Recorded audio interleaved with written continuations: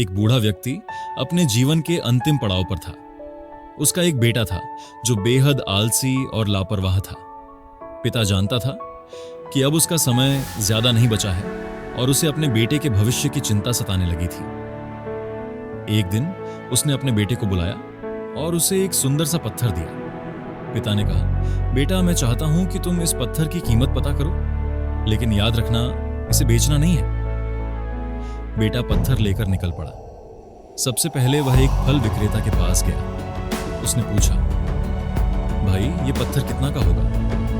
फल वाले ने देखा और बोला, तुम ये मुझे दे दो, मैं तुम्हें 10 संतरे दे दूंगा। बेटा थोड़ा उदास होकर लौट आया। पिता मुस्कुराए और बोले, अब इसे सब्जी वाले के पास ले जाओ। सब्जी वाले ने देखा और कहा, मैं इसके बदले एक बोरी आलू दे सकता हूं। बेटा फिर से निराश होकर लौट आया।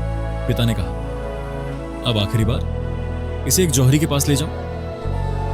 बेटा झिझकते हुए जौहरी की दुकान पर पहुंचा। जौहरी ने पत्थर को ध्यान से देखा, फिर एक आवर्धक लेंस उठाया और अचानक खड़ा हो गया। उसने पत्थर को मखमली कपड़े पर रखा और बोला, यह कोई साधारण पत्थर नहीं, यह तो एक अनमोल माणिक है। मैं तुम्हें इसके लिए 1 लाख रुपए दे सकता हूं, लेकिन इसका असली मूल्य इससे कहीं ज्यादा है। बेटा हैरान रह गया। वो भागकर अपने पिता के पास लौटा और सब बताया। पिता ने मुस्कुराते हुए कहा, देखा बेटा, जब तुम फल वाले के पास गए तो उसकी कीमत सिर्फ 10 संतरे थी। सब्जी वाले के पास गए तो एक बोरी आलू।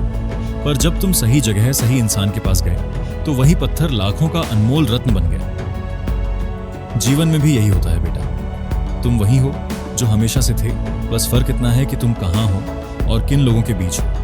अपनी कीमत कभी उन लोगों से मत पूछो जो तुम्हारा मोल ही नहीं जानते। दोस्तों, हमेशा अपनी काबिलियत पर भरोसा रखो, खुद को सही जगह और सही लोगों के बीच रखो, क्योंकि असली हीरे की पहचान सिर्फ जौहरी ही कर सकता है। अगर आपको ये कहानी पसंद आई हो तो लाइक, कमेंट और शेयर जरूर करें और ऐसी ही और प्रेरणादायक कहानियां सुनने के लिए सब्सक्राइब करें हमारे चैनल को।